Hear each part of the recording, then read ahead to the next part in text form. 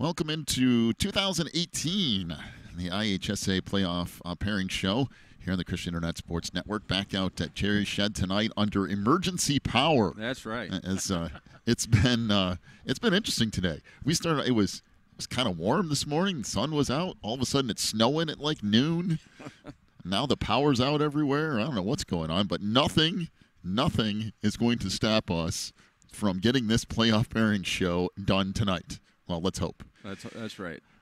John here along with Jeff and Kevin. Kevin filling in tonight for Dennis. Where is he at? A wedding? He's got a wedding tonight. He's probably not happy about having to miss this. I know he's got one earphone in, probably some Bluetooth thing or something, and he's listening to us with one ear probably right now. Yeah, you're probably right. We have a lot going on here tonight. Of course, Wilmington's kind of the main topic of conversation. However, we do have some other things going on throughout the area. Of course, the I-8 teams that are getting in. We have other area schools as well, and we'll get to all of that tonight. Now, a little bit of a timeline as to what's going on here. I believe it's 8:10. The IHSA will start releasing those pairings, and they'll start with 1A and work their way up to 8A. So you're looking, what do we say, 8:30, 8:40 for 3A? Yeah, probably somewhere in that range. All right. So that'll be a little bit further on down the line, but we'll bring you every single one of those brackets as we get them because even outside of the I-8, there's plenty of other local teams and just some interest around the state as to what's going on. Now, as we lead up to there, we're going to talk a little bit about Wilmington and kind of where they fall in and how that season has kind of morphed into what it is. And then we'll talk a little bit about the I-8 as well and what has turned out to be kind of a weird year all the way around. I mean, some teams have been flip-flopped, and it's just been a strange schedule. You know, this is one of the few years, actually the last 2 or 3 years, I guess, looking at those scores on Friday night when we're in the middle of the game, we go, wait a minute, is that right? That can't possibly be right. And we've had a few of those. You know, Reed Custer has been on both sides of that this year. We've had nights where we're like, wow, that game's that close. And then you had nights like Sandwich last night, beating them by 40 or whatever it was, that you go, what in the world is going on? And it seems like the I-8 is that way across the board. Oh, yeah. It's been very straight. The opening game with Wilmington's opening game, they came out like gangbusters against Mantino. And then the next week, is this the same team? Completely. Like every week's been different with them up until the last 3 or 4 weeks. Yeah, and the weird thing is for Wilmington especially is that I think if you put that beginning part of the schedule there now, that record would be completely different. I mean, the Wildcats are playing a much different brand of football now than they were at the beginning of the year. And for Wilmington, those teams in the back end, you know, Plano and some of those other schools that might have had a shot earlier in the year, all of a sudden end up with what we had last night, what was 37-20, and really, quite honestly, that game was not that close either. Wilmington, outside of some penalties and some other things, that could have been another couple of touchdowns added on to that. So the Wildcats are where they need to be at this point in the year, and that is with kind of everything firing going into the playoffs. Yeah, you definitely want to be playing your best ball this time of the year, so it's good to see that happening. Well, and as we look I know Wilmington at the beginning of the year, you know, this was one of those years where you looked at it and you went, is this going to be the year where things kind of have to be reworked a little bit? And I know offensively for Wilmington, they made a few changes, moved a couple of those guys to the left side of the line, made a much bigger line on that side. And I noticed last night that Connor Dempsey was kind of running to that side of the field a lot and using those big offensive linemen. There are a few tweaks like that this year, and especially defensive line too, where after a couple of those changes and the kids kind of see where it's going, things finally started moving in the right direction. Yeah, definitely those changes on the O-line were big for them, you know, once they made that big side on the one, and they've really been pounding the ball on that side. So we're at 7:51. We're about 20 minutes away from the first set of pairings being released, and that's 1A. You know, we said we'd talk a little bit about the I-8 as a whole.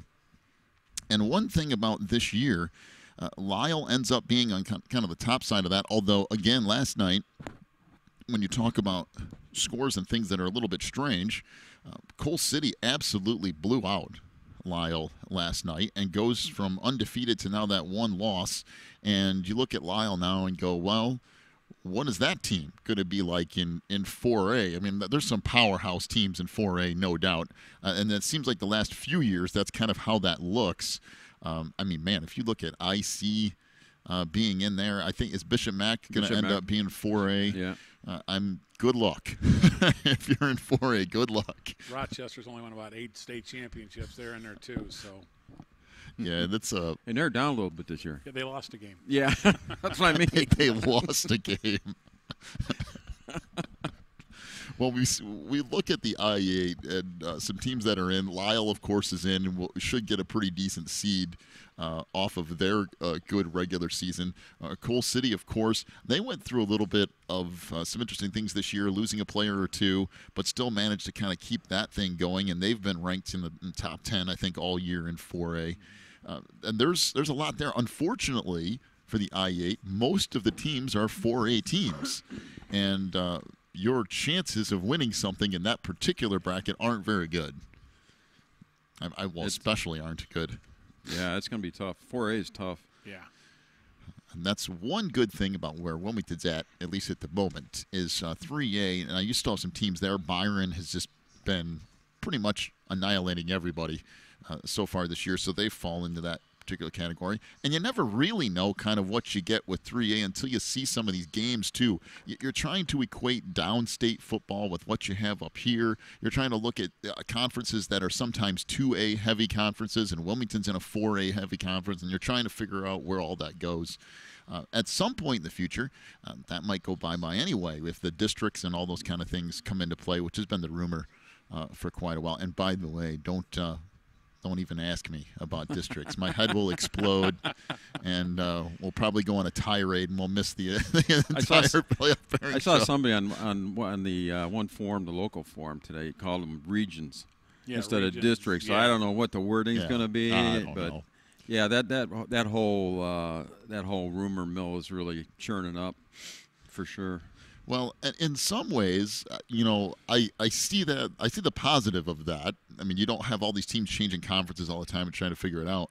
The one big weakness to that is, what do you do with teams who might be 5A, 6A teams, but they don't play at that level? I mean, I'm thinking Streeter and some of those other teams that they're in a good conference competition-wise. If you throw them with other teams like size in their part of the state, they're going to have problems, And there are other teams that are like that are really 5A, 6A teams that might be playing down. Or the opposite is true, where you get like IC Catholic, who is playing 5A, 6A, 7A teams, and they're really a 3A, 4A team. And now you're in district with those teams, and you're annihilating everybody by 70.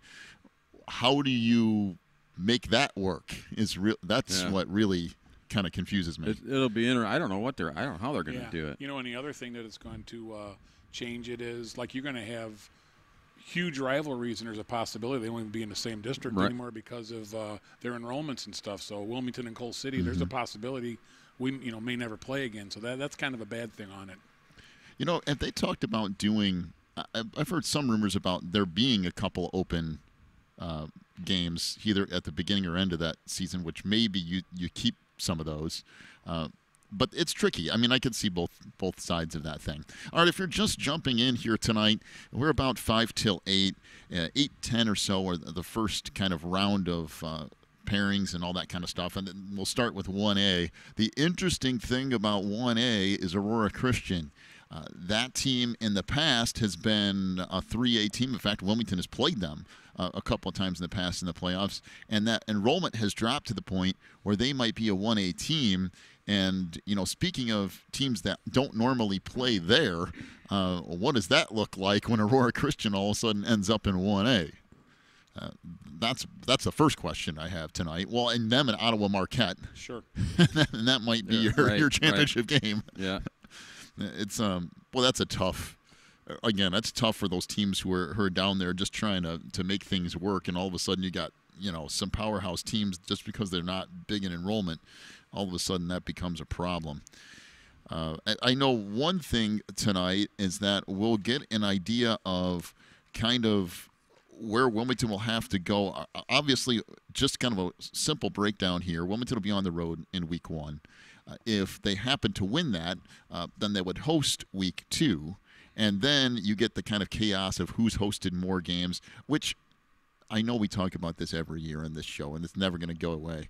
But it kind of drives me insane that you play the entire year, and let's say you go undefeated, and in week 2 you have to go play a road game against somebody who's 6-3 or something along those lines. And I know it's all money, and you're trying to share that between the schools, but boy, that just seems like, why are we playing the regular season if we have to go on a road to play somebody with a worse record? And we've had a bunch of years like that where we went up and ended our season, at a game when we were 9-0, 10-0, whatever the case was, and you end up having to travel. It makes it tough.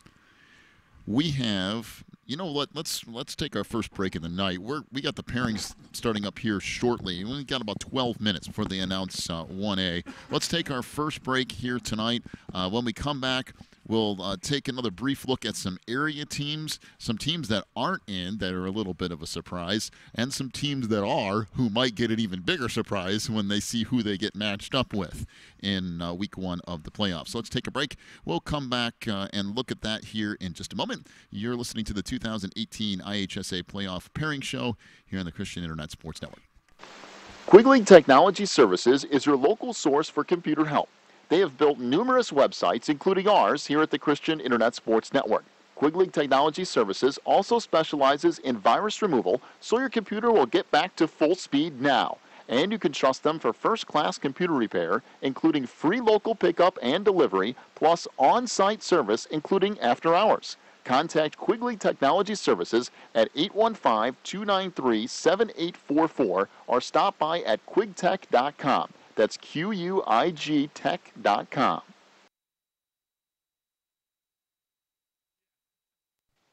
If you're looking for more information on Wilmington Wildcats football, then check out the Catbackers every Wednesday at 7 at Tuffy's.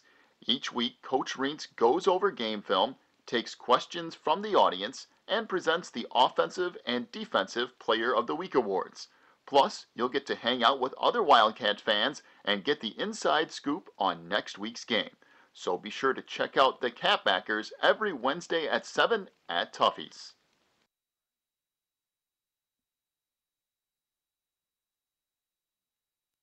Warren's Collision Center is your hometown body shop. Your vehicle will get expert care with their drive-on frame rack and in their Bink spray booth. Warren's offers free estimates, pickup and delivery service, and they will get you set up with a loaner car while yours is in the shop. Warren's Collision Center is located at 242 North Front Street in Braidwood, or online anytime at warrenscollision.com. That's warrenscollision.com. Warren's Collision Center, where they care beyond the repair. Back here on the 2018 Playoff Pairing Show, John along with Kevin and Jeff, as we're live from Terry's Shed tonight. We were laughing about that earlier, and so man, there's probably a bunch of people trying to figure out where in the world that is. Terry's Shed. Don't tell anybody, John. No, it's a secret. Yeah, that's right. We're in the dark, literally. Yeah, we're literally in the dark. That's true. We're just a few minutes away here, about 9 minutes away or so from our opening pairings tonight in 1A. One thing I wanted to talk to you briefly was this idea of area teams and some things that went kind of weird this year. We were talking before we started this whole thing about Morris and the fact that they're changing conferences this year. They did not make the playoffs, and of course the conference that they are in currently is pretty strong when it comes to football, and when that gets reworked, they'll probably be at least one of the favorites in that conference going into next year. But they're sitting at home kind of watching things happen, and that's a school that's not used to being on the outside looking in. They're in the Northern Illinois Big 12 East right now. And that's DeKalb, Canelan, Sycamore, Yorkville, and, of course, Morris. Now, I saw a list. Did you see that, Kevin? There's a list somewhere I saw of the new conference, and I don't remember. Yeah, I saw some of the teams, but I think it was Ottawa, maybe LaSalle, Peru. I know Plano and Sandwich are going to that one, Morris, and there might be possibly Geneseo and Rochelle. I think those are the teams I'd kind of heard. But, yeah, going back to what you said about Morris in that conference, every other team in the conference made the playoffs this year and had the worst record was 6-3 other than theirs. So, I mean, it was a really strong conference this year. And they're all I think they're all 5A up to 7A too. Yeah, that's just one of those deals where you want to talk about a gauntlet. They're doing that, and on the other side of that, JCA and Providence, all those years where they were powerhouses and winning state championships, and then it seems like the last 3 or 4 years things have been a little iffy there. But if you look at JCA, who's getting in, we're also talking about those teams who are 8-1, 9-0, and you go, all right, we're going to get a 5-4 opponent this year, and who do you draw? JCA with their 47 playoff points at 5-4. Congratulations, you get the Hilltoppers in week 1, and I think Providence is somewhere along that line too. Aren't they like 6-3? But their playoff points are crazy, off the charts too. Well, that's the teams they play. Yeah. Well, I mean, you look at Westmont. They ended up. I think it was like 24 when it was all 24 said, playoff points, and they ended up with 5 wins, right? Yeah. But it's the people they beat. It's the teams they beat. Speaking of which, did you see the win total for Westmont of their opponents? Oh, no. It's insane. I think it was like 12. It was not very many, yeah. It was. Let's see. That should be right here. No, that's in. No. Boy. I think they had to leave the country to play one of the games. They I did? think they played a team out of Canada, which I've never heard of that happening before, certainly out of an area school. I mean, if you're going to Canada from Illinois, you're really stretching. It's over by Detroit, and they ended up with 5 wins, but nowhere near eligible. We talked briefly about Dwight earlier tonight, too. Dwight is probably, I think the projection there was Lyle of their first-round matchup. And, again, Dwight plays that South kind of conference from where they're at. They're one of the northernmost teams. And then you go and play Lyle, who's played a much tougher schedule. And you want to talk about an uphill battle for Dwight. That's an uphill battle. And they kind of had a good situation last night because they went into Paxton and were not expected to win that game. And they come through with, I think it was 22-8. So it was a big win for them to get in. So sometimes that's just the big thing. When they made the move out of the I-8, I think a little bit because they were tired of not being able to compete in the I-8 as much. And this is really pushing them over the top, and they made the playoffs, so good for them. I really like, just a side note on the I-8, and whatever the new conference is, I don't think they don't have a name for that yet, do they? For the reworked I-8? Somebody threw something around. It's called ICE, ICE, Illinois Central 8 or something like that. Oh, okay. Yeah. Well, whatever the name of it is, I like the idea of going back to 8 teams. Everyone plays everybody else, and for the most part, it's local teams. And I know Streeter's in there, and I think Lyle's the other outlier. But everyone else is within 20 minutes or so of each other, which is pretty cool. Kind of going back to the throwback days of having everybody close by. And so that, at least for 1 year, will be interesting. Now, we'll see what happens with this district thing or whatever, or if that ever goes through. But even if that does, that's probably a couple years out before it gets kind of put in. They got to get all that stuff in place. And I'm not even saying that's going to happen. But at some point, I think that's where everybody's opinion is kind of going. We're about 5 minutes away from 1A being released.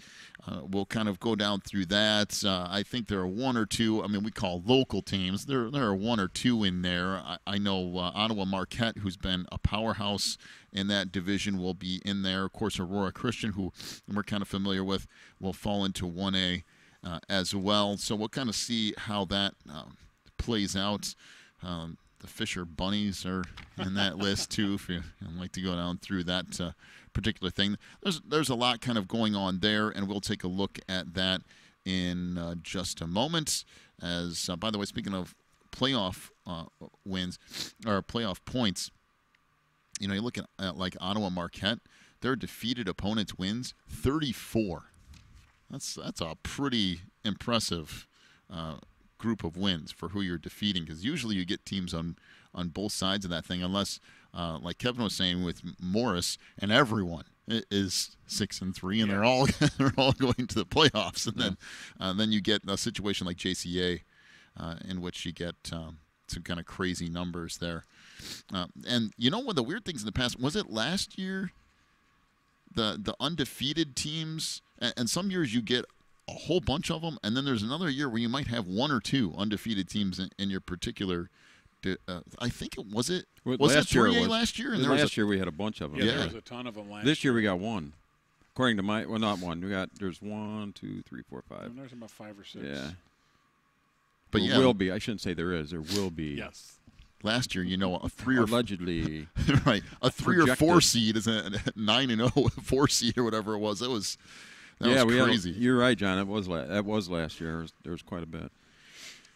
All right, again, we are just a couple of minutes out from the 1A pairings. 3A, if you're interested in where Wilmington's going to be tonight, that will probably be around the 8:40 timetable. Usually the way the IHSA works, it's about every 10 minutes.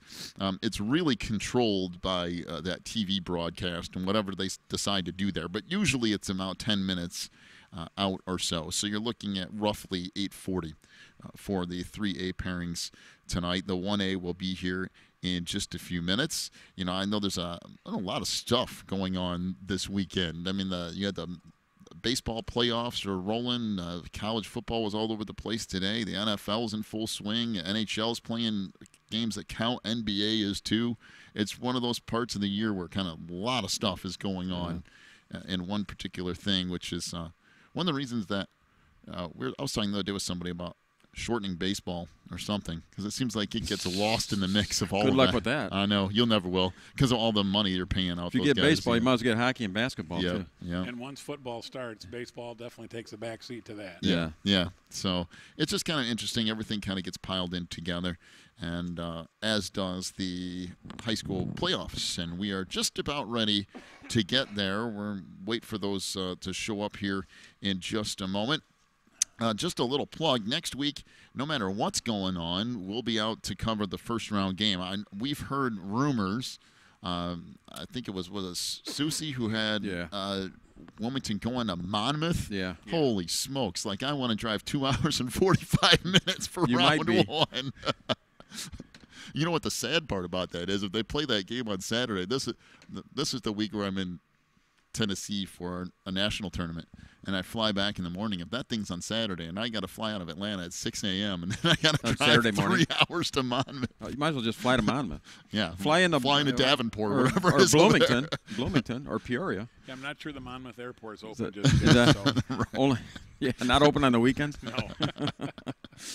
But wherever that game is next week, we will be there. If it's on Friday night, Dennis will be along with my dad to kind of bring you that. If it's on Saturday, I'll be back, and no matter what happens, we'll have all the playoffs covered for you here. We are literally waiting for the 1A pairings to be released. As a matter of fact, we are just about there. So whenever the IHSA decides to go ahead and post those, we will have them for you here, and then we'll kind of make a little bit of a run through that. It looks like you got them. Up. Yeah, I think they're up. All right, so the 1A pairings are up. We'll take a look at those, and we got about 10 minutes in between pairings. So, actually speaking, you got them, John? I got them up. You want me to go through the? Yeah, why don't you go ahead? I'm gonna see if I can pull them up on my phone because I can't. Well, I've got. I'll tell you what I'll do. Let me see. Is that? What am I missing, Kevin? I only see 16. Oh, okay.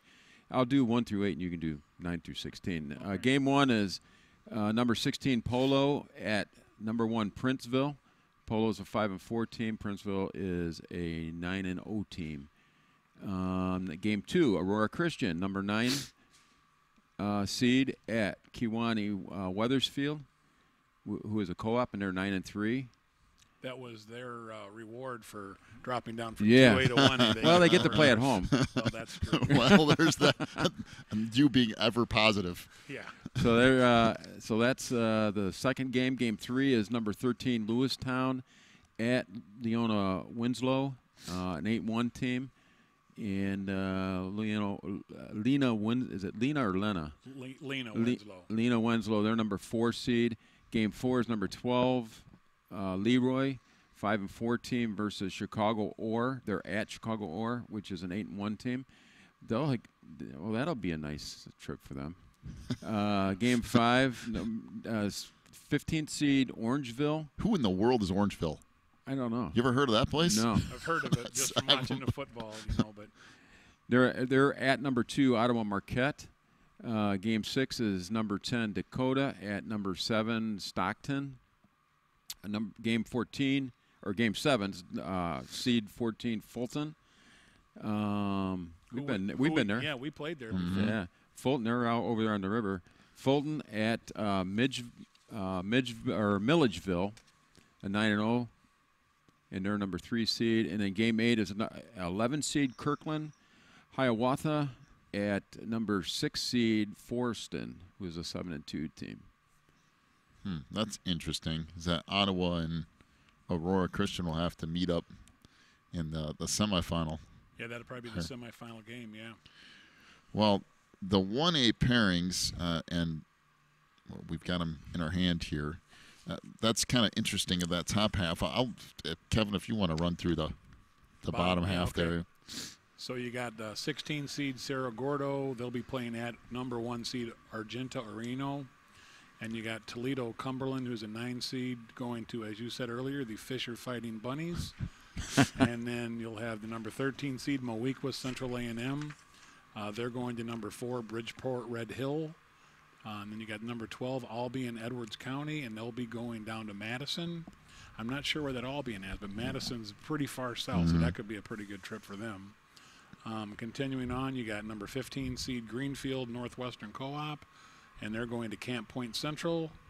And you've got Carrollton going to number 7 seed Cesar Valier, who I believe from watching, they were ranked in 2A all year, and they dropped down to 1A, so that could be another team to watch out of that side.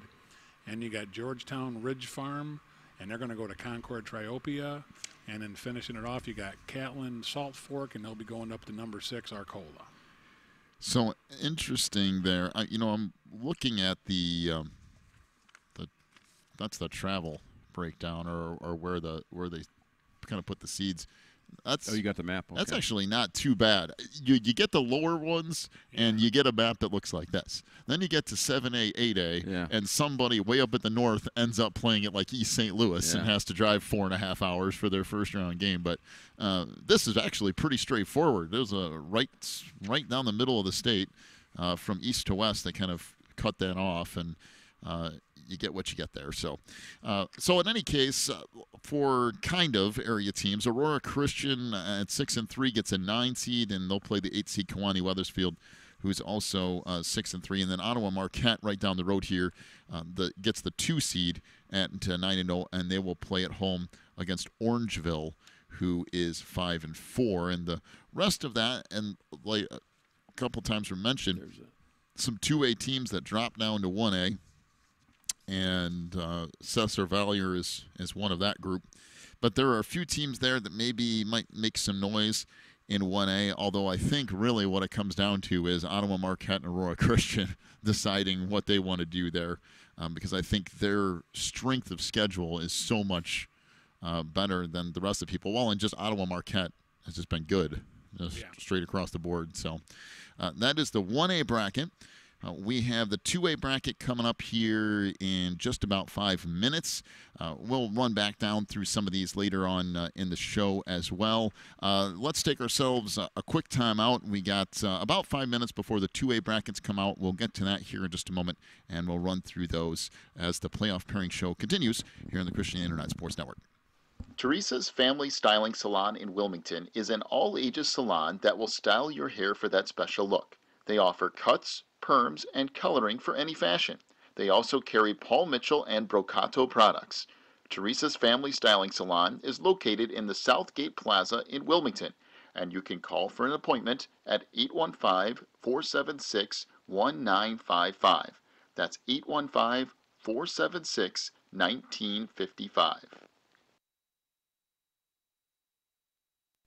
Pro Real Estate is a family-owned business established in 1983. Its staff and sales agents work in all areas of real estate sales, from first-time homebuyers to experienced investors. Located at 506 South Water Street in Wilmington, clients are welcome to stop by to discuss their real estate needs or visit our website at pro-homes.net. For a private consultation, contact us at 815-476-7916. Breezer Construction Company is a proud supporter of Wilmington Wildcats football on the Christian Internet Sports Network. For over 40 years, Breezer Construction Company has led the way in providing quality construction to the industrial, utility, and pipeline industries. For more information on Breezer Construction Company, go to breezerconstruction.com. That's breezerconstruction.com. Or call 815-521-0900. So the 1A brackets are out. We are just about 2 or 3 minutes away from the 2A brackets as we get a little bit closer to revealing who Wilmington's opponent is going to be. And we will do that around the 8:40 mark or so. If you look at the 2A kind of as a whole, I think there are 6, 7, 8, 9, 10, 7 undefeated teams. It might be 6. 6 undefeated teams there. I'm seeing 6. So that's a decent number, and Illini West is one of those, along with Gibson City. So I think Terry ended up getting the video stream to actually work over there. Which we've been working on that for like 45 minutes. Yeah. But he does have it up and running. Some other teams in there that we kind of keep an eye on. Sterling Newman Central Catholic, who Wilmington has been an opponent of in the past. They're in there. Speaking of former opponents, Taylor Ridge out there in Rockridge, which, by the way, a beautiful stadium that's in the middle of nowhere. There was absolutely no cell reception out there, but that's a beautiful stadium. They're 6-3 this year. Some other teams that are kind of in there that you might know about, Chicago Christian happens to be in that mix at 6-3. As we mentioned, Illini West. Tuscola is in that group as well. So we'll get that full breakdown here in a moment. But 2A is one of those that could be a little open for somebody to take a shot at. I know some of these, there's 1 or 2 teams that are kind of going to run that whole thing. But 2A, you might get a couple of surprises. Yeah, one of the teams I'm really looking at is the Chicago Hope Academy. They played in the Catholic League this year. They played Mount Carmel. They played Providence to a 6-point game. So they're playing 6A, 7A, 8A schools. Now they're dropping down into 2A again, like we talked with Aurora Christian. So they should have a pretty good possibility. And Gibson City's the defending champion, and they have been just running through it again this year. So I'm looking at those 2 teams to probably be the best 2 teams right now. And speaking of Gibson City, boy, 43 opponent wins in there, and that's a pretty impressive number for a team that's 9-0. Looking back down through, some of these teams play ridiculous schedules. Downs, Tri-Valley, 50 opponent wins. That's you get to 50, man. I'd like to see that conference because you're really racking up some incredible wins if you're facing teams like that. I know in the past there were a couple in the past few years that were in the mid-50s. And that's just, boy, I don't know where you make that schedule at. But that ends up being interesting. I was looking down through here. There's a couple 50-plus going up through 8A. But there's not very many. 50 is about the cutoff point. Okay, with 2A is they're going through them. And we're kind of waiting for those to pop up here, so I think Terry's got them. We'll let him print those off, and then we'll go through those here momentarily. And then in about 10 minutes or so, we're talking 8:30, I think, we'll get to 3A. Yeah, we got 2A up here. Okay. So. Go ahead, Kevin. Looks like starting out, Watsika, who I believe was the last team to make it into the playoffs, they get rewarded by getting to go to Gibson City, the defending champion. So I guess that's what happens when you're 5-4 a lot of times. Then you got Knoxville, and they're going to go to that Chicago Hope Academy I just been talking to. So that's going to be one heck of a second-round game, I think. Could be Gibson City and Chicago Hope right off the bat. So that could be, boy, that's a strong quadrant. You got Aledo going to Carthage. And you got Rockford Christian going to Sterling Newman. So you got Gibson City, Hope Academy, Illini West, and Sterling Newman all in the same. That is the quadrant of death there. Yep. And in the next level, we got Mononk Fieldcrest going to Orion. You got that Taylor Ridge, Rockridge. They're going to go to one of our local schools, Clifton Central. And in Chicago, Harlan will go to Lanark Eastland. And then Chicago Christian, who John mentioned, does get to go up to Chicago Collins. Yeah, and the interesting thing there, you're trying to kind of put those things around the 9-0 teams there. Wow, like you said, that's if you put Illini West, Sterling Newman Central Catholic, Chicago Hope, and Gibson City all in the same part of the bracket. Wow. I mean, but Wilmington has seen some of those in the past where it's like, well, there's where the top part of the bracket is, and everybody else is kind of looking to see what they do. So that was that's the top half. Let's see here. Jeff, if you want to go through that. Game number 9, this is the bottom half. Number 16, Stoughton at Decatur St. Teresa. The number 1 seed, game 10, is the number 9 seed Athens at number 8 seed El Dorado. Game 11 is number 13 seed Fithian Oakwood at number 4 seed Pana.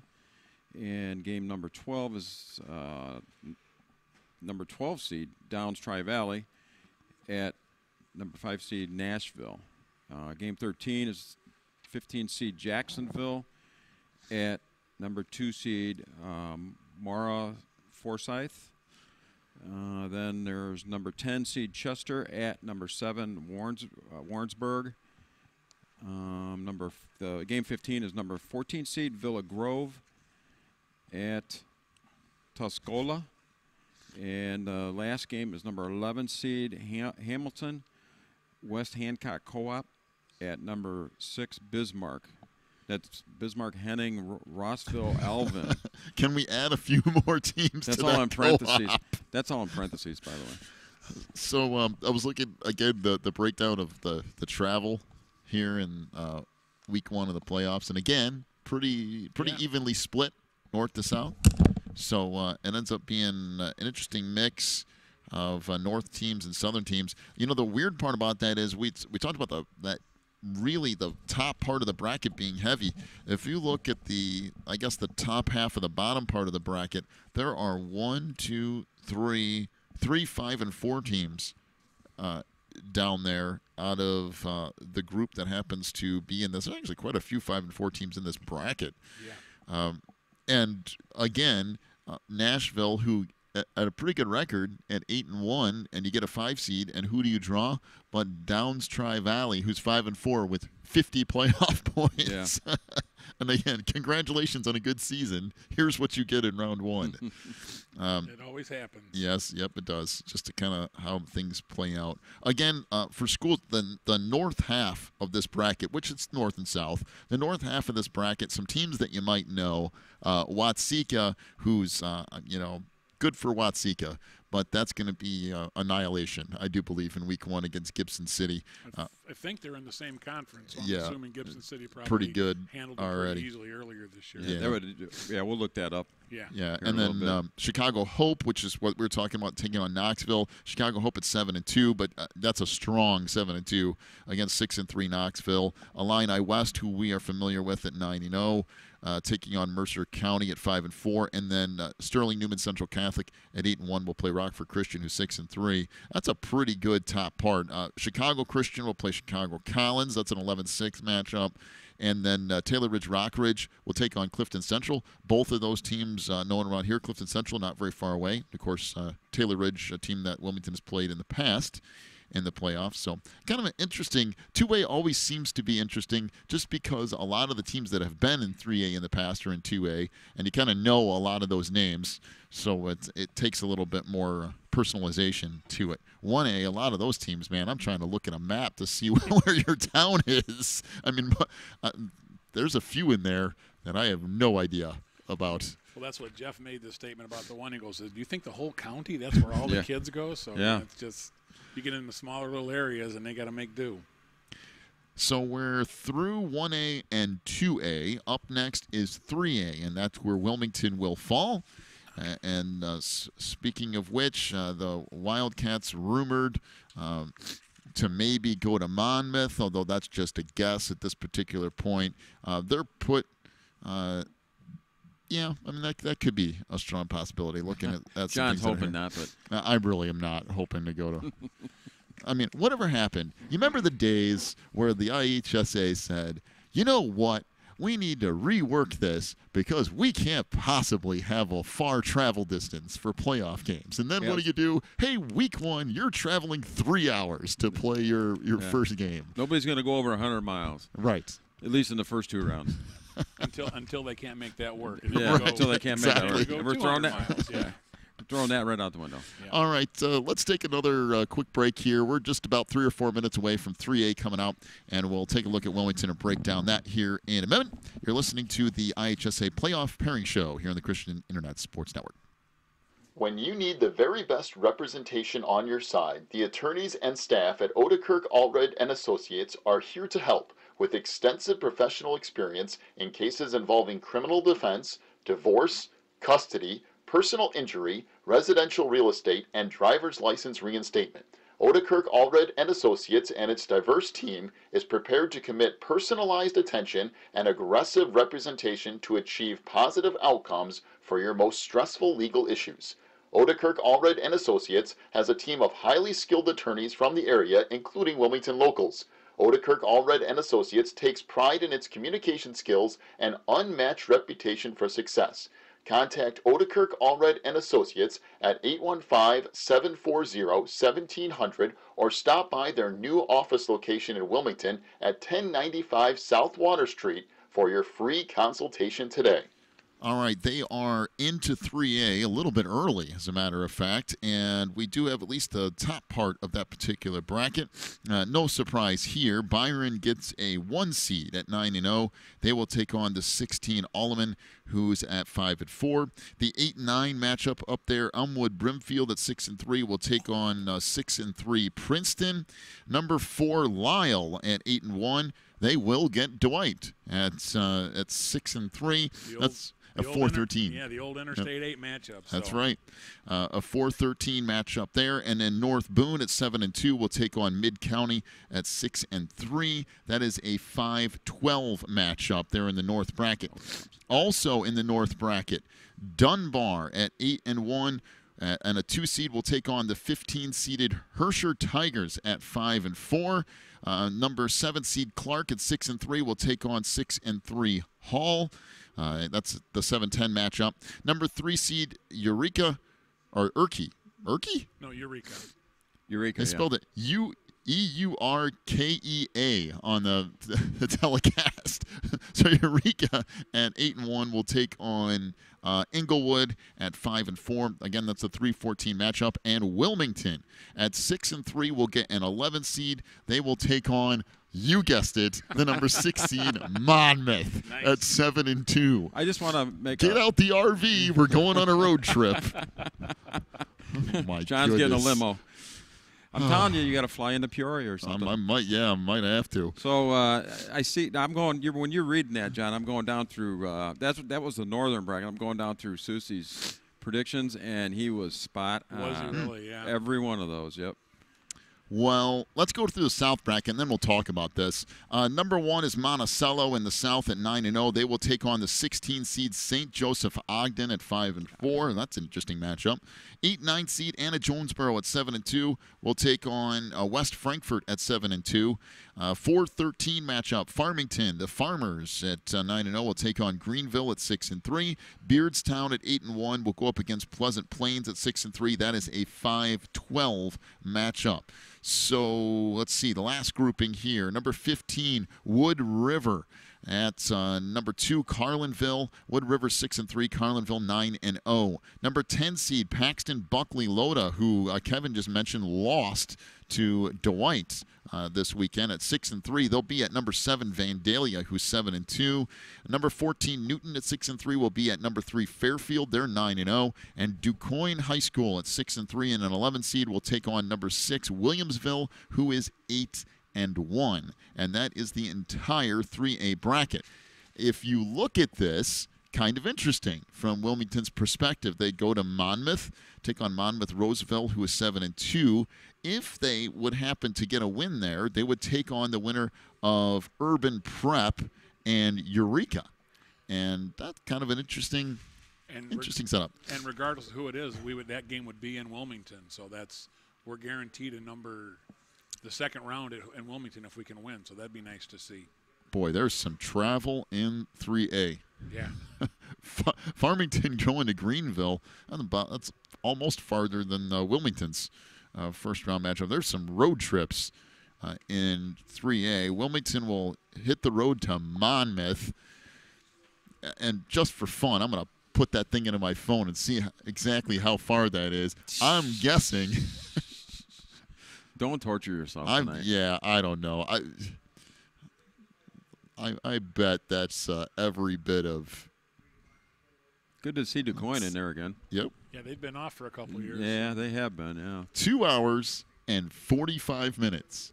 183 miles for the week 1 matchup for Wilmington. However, not complaining because we could be like other schools and not be in. Right, so, right. It'll be interesting to see how that trip goes. And by the way, I'm fairly certain we've never played Monmouth, right? I Wilmington never has? looked it up earlier today. We've never played them before. So. Okay. So other stuff there in the top half. Myron, who I think is kind of the consensus number 1 in 3A, would actually be in a different section of the bracket. I mean, if Wilmington managed to go on a run here of some sort, they wouldn't see them until the semifinal. Because they're in 2 different sections here. So the group that's in Wilmington's portion of the North bracket, Herscher at 5-4, taking on Chicago Dunbars at 8-1. Spring Valley Hall at 6-3 gets Chicago Clark at 6-3. That's kind of the top part there. And then Urban Prep, Inglewood, and Eureka would take on the winner of Wilmington and Monmouth. So it's interesting. And again, if you're Monmouth and you draw Wilmington, you're going, come on now. Give us a 6-3 team. Even at 6-3, yeah, you got to be looking at that going, oh, my gosh, yes, really? Because Wilmington is not. At least we don't have to go to their place. I'm sure that's one thing they're thinking. Right. Yeah. And Wilmington is not the typical 6-3 team at this point in the year. They're playing much, much better than that. But that'll be an interesting first-round matchup. St. Joe Ogden back in, too, at 5-4. They have to play Monticello. But they're back in. Just kind of an interesting. I didn't realize Paxton Buckley Loda was 3A. I was thinking they were smaller than that. But I think when they co-op with all those schools, because we played them probably 10, 12 years ago, and that's when they were right on the verge of being 2A, 3A. So ever since they've co-op, they've been 3A every year. And then how would you like to be Dwight? You go, hey, we're 6-3. We're getting into the playoffs. And guess what? You're taking on Lyle in the first round. Congratulations on making the IHSA playoffs. Because, again, Lyle, that's a really strong 8-1 team in 3A. I mean, really, they've played a 4A schedule, just like Wilmington has. Mm-hmm. So, and Dwight is probably on the lower end of that, more a 2A schedule. And so that becomes a little bit of a problem for them there. I will say, there's times in the past where we've looked at the bracket and been like, man, I don't know. I don't know if there's much there. I will say this time around, I think there's some possibilities that exist there. So it'll be interesting to see how week 1 plays out. But good to see Herscher in at 5-4, making it in with the 4 losses. Dwight in. Lyle, of course, is another I-8 representative. All of them in here. And was there some? Run back to 2A here real quick. Take a quick glance. Okay, that's not. I thought there was something else in there, but there's not. So so far the I-8 with a couple of teams in Lyle and Wilmington, actually 3, along with Herscher, and then Dwight, a former I-8 team, in there as well. So if you're just joining us, Wilmington will be on the road week 1.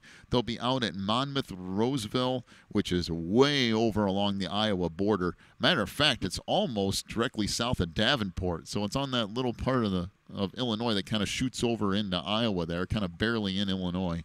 And that seems every now and then we head out that way into the middle of nowhere. And I'm going to try to talk Terry into getting the Camaro out next week for that game. We'll be there in about, 45 minutes here? 45 minutes. Boy, from looking at that top half of the bracket, though, and I know the coaches will be very much, it's all about Monmouth and stuff. When you look at the whole thing, it's not the worst draw we've had throughout the years. Heavens no. It's not a bad setup for us. We got a keep playing well, and we got a shot to advance, I think. Yeah. That Dunbar. Herscher and Dunbar. Yeah. Not sure about that Dunbar team. I'll have to look them up. It's a public league school, so you don't know. Yeah. There's a few of those public school teams that have gotten much better than what they were in the past, but there's also some teams that make it in and then they get beat 50 or 60 to nothing the first game. So might not be a bad draw for Herscher as well. Might be looking at a Herscher Spring Valley Hall second round matchup. Yeah. Which would be interesting. I was trying to play out in my head, and I'm getting way ahead of the game here. But that's what everybody does at this particular point. Trying to play out home-away playoff games going in 2 or 3 rounds. Wilmington, of course, will be on the road week 1, which means they would host no matter what in the second week, because even if Inglewood were to win, they have the lower or fewer wins. Correct. So then Wilmington would get that home game. And I was trying to play things out from there, but I don't know if I can do a whole lot of good guesswork to figure that out after the second week of the playoffs. Well, if we keep advancing, we just want Herscher to keep winning, and that way we continue to be at home. At home, right? That would be nice. So 3A is in the books. We are just a couple of minutes away from 4A brackets here, and they have been running a little early. So it's kind of interesting to see how things kind of play out here. But we'll wait around for those, and we'll get to 4A here in just a moment. I'm going to take a quick look at the 4A records.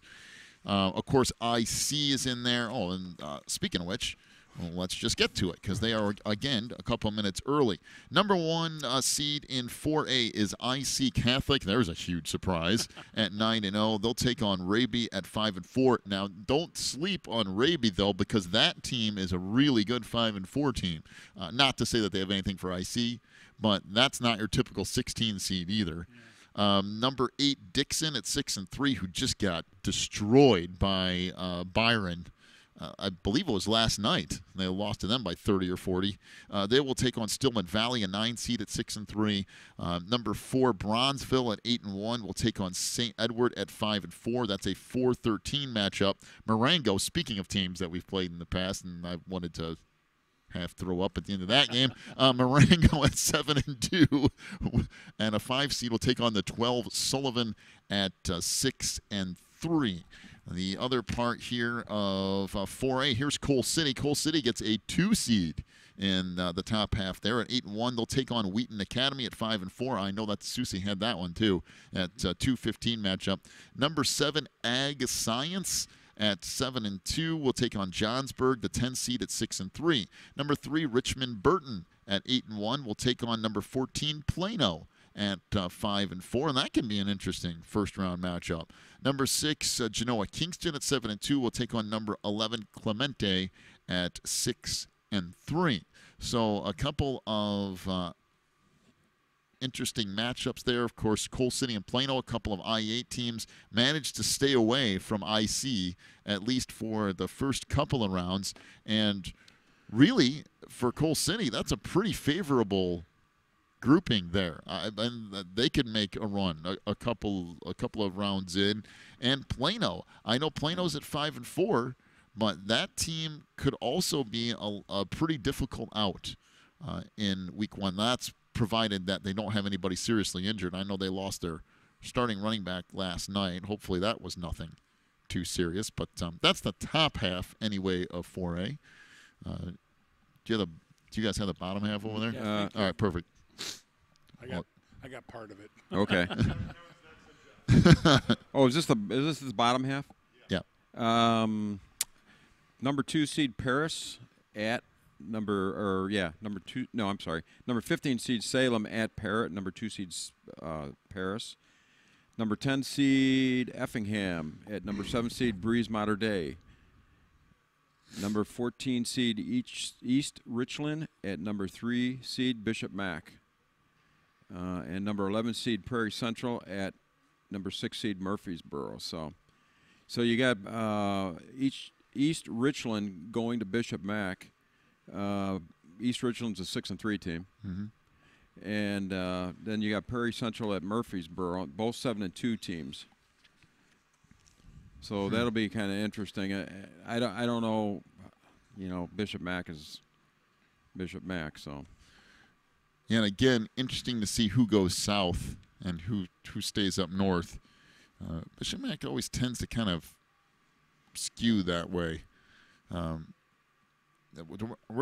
have one other section in there, right? Yeah, I think. I'll get you this Okay. one here. We've got Chillicothe, Illinois Valley Central. It's 5-4. They'll be at Taylorville, who's 9-0.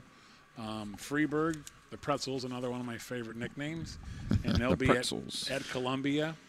And you got Breeze Central will be going to Rochester, who, as we've talked about earlier, has had some very good success lately. And then Heron at 7-2 will be going up to a little more of a local team, Pontiac, who's 8-1. So. Well, that's an interesting, boy. 4A's has got a lot. Of course, most of the I-8 is 4A related. Just to kind of hit some of the major games there, IC Catholic, who is clearly the favorite in 4A, will get Chicago Raby, which, again, a pretty good 5-4 team. That's the 116 matchup. The I-8 teams in there. Coal City got a 2 seed, very good for them at 8-1. They take on Wheaton Academy, who is the 15 seed. That game will be at Coal City. Plano is going to be on the road at Richmond Burton. That's a 14-3 matchup. Plano's at 5-4. Richmond Burton at 8-1. Pontiac is, as mentioned, another more or less local team. They're at home to take on Heron High School. That's a 12-5 matchup. And Bishop McNamara, which of course is right down the road, they will be at home too at 8-1, taking on only Richland County, who's 6-3. That's a 14-3 matchup. And again, boy, you want 4A is just loaded. It's loaded. Did you look at the map, John? Yeah, I'm looking at it right map. now. Yeah, the southern That's part like a is- third and 2/3. Yeah. That's the way they broke the A state. bunch But of- that's the way the teams, yeah. Yeah. That's the way they ended up. And as you keep going here, when you get to 7 and 8A, some of those games are completely ridiculous. Yeah. But yeah, if you're in the southern half of this, I mean, you got some driving. If Bishop Mack, I was trying to see who was. Look at Prairie Central. They got to go all the way down to Murphys. Was that Murfreesboro? Mm-hmm. Boy, Holy cow, that's a drive. If Murfreesboro wins that, Bishop Mack's got a ridiculous drive. Yeah, well, yeah, that's even in farther. round You're right. 2. Yeah. I mean, that's that's really going for a road trip. So we're up through 4 classes here. We still have 5A, 6A, 7A, and 8A. You know, I have this thing sitting up here right in front of me where I could put the games in. This is what happens. And this is what happens during the games, too. I got the scoreboard sitting up, and it's, 14-0. A team scores, it's supposed to be 14-7, and 3 minutes later, the scoreboard and the thing still says 14-0 because I completely forget to update it. So let me go ahead and kind of throw some things in there. Matter of fact, let's just take a quick break. I'll throw some of these games in here. We'll come back. We'll look at 5A, and we'll recap things. By the way, if you're just joining us, if you're trying to find out what's going on with Wilmington, they will be on the road at Monmouth next week. Of course, we'll let you know as soon as we find out what that looks like as far as day and time and all that good stuff. And, of course, we will be there as well for coverage of that. So let's take a quick break. We'll come back with the 5A pairings. We'll do that in just a minute. You're listening to the Football Playoff Pairings Show. Quigley Technology Services is your local source for computer help. They have built numerous websites, including ours, here at the Christian Internet Sports Network. Quigley Technology Services also specializes in virus removal, so your computer will get back to full speed now. And you can trust them for first-class computer repair, including free local pickup and delivery, plus on-site service, including after hours. Contact Quigley Technology Services at 815-293-7844 or stop by at quigtech.com. That's QUIG tech.com. Phelan Acres Bible Church is the perfect place if you are looking for a church to call home. They have services every week, including Sunday school at 9:45, morning worship at 11, and Wednesday night prayer meetings at 7. Phelan Acres Bible Church is located at 26009 Willow Lane in Wilmington, Illinois. And for more information, call 815-476-7818. That's 815-476-7818. If you're looking for more information on Wilmington Wildcats football, then check out the Catbackers every Wednesday at 7 at Tuffy's. Each week, Coach Reentz goes over game film, takes questions from the audience, and presents the Offensive and Defensive Player of the Week awards. Plus, you'll get to hang out with other Wildcat fans and get the inside scoop on next week's game.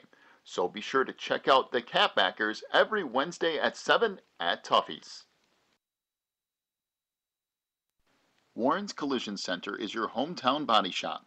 Your vehicle will get expert care with their drive-on frame rack and in their Bink spray booth. Warren's offers free estimates, pickup and delivery service, and they will get you set up with a loaner car while yours is in the shop.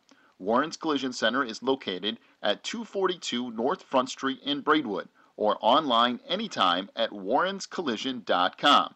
That's warrenscollision.com. Warren's Collision Center, where they care beyond the repair.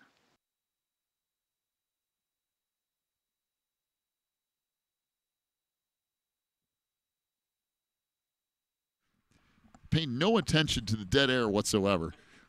We're trying to do about 3 things at once here. Hey, John, before you go on any further, I have to correct myself. I'm not wrong that often, but when I am, I have to own up to it. I said Freeburg was the pretzels. Freeport? No, Freeburg, because that's who made the thing. I thought that was Freeport. Freeburg has another interesting nickname. They are the Midgets. Oh, So well, it's okay. the Freeburg Midgets, not the pretzels. So Rather be the pretzels or the midgets? I don't know. I stand corrected. Or the fighting Wow. bunnies. Yeah, the bunnies, that's a... Or you could be the hubcaps out there, and what is that, Yeah. Rochelle? The Hubs, yeah. The hubs, yeah. So I'm in the process of kind of just putting up a few of those matchups here on the screen for you at home. So as you're going back through this, when people come back to the site, they don't have to wait for me to say anything. It's there, and you can get a look at least the local teams that happen to be up. We're waiting for 5A as we speak. Wilmington will take on Monmouth, as you can see right there on your screen. That's about a 2-hour and 45-minute drive. We will have that game for you next week. It's almost got to be a Saturday game. I can't imagine they're going to play that thing on Friday and drive 3 hours out there and 3 hours back. But, I have seen crazier things, but there's really no need for that. So we'll see kind of how that goes. But my best guess there is that's going to be a Saturday matchup, which will make it an interesting week for myself. But, they're not concerned about me. No. Never are. So we're waiting for 5A here. 4A is out. By the way, I will get some of those games in here, too, at least the I-8 games. Plano at 5-4 at Richmond Burton, who's 8-1. It's a 14-3 matchup. And I was trying to see Bishop McNamara is in there. They will get Olney, and that will be at Bishop Mac. Trying to see, Coal City in there too. A 2 seed, they'll get Wheaton Academy, and that game will also be at Coal City. Yeah, that's not a bad draw for Coal City, I don't think. I know Richmond Burton's good, and Genoa Kingston's in that conference with Byron and Stillman Valley, but they're avoiding IC Catholic and they're avoiding Bishop Mac until they get down the road a little bit, so it's not a bad draw. Temporary avoidance. Yes. The inevitability. I can't even say that word. How do you say that? Inevitability. Thank you, Kevin. Yes.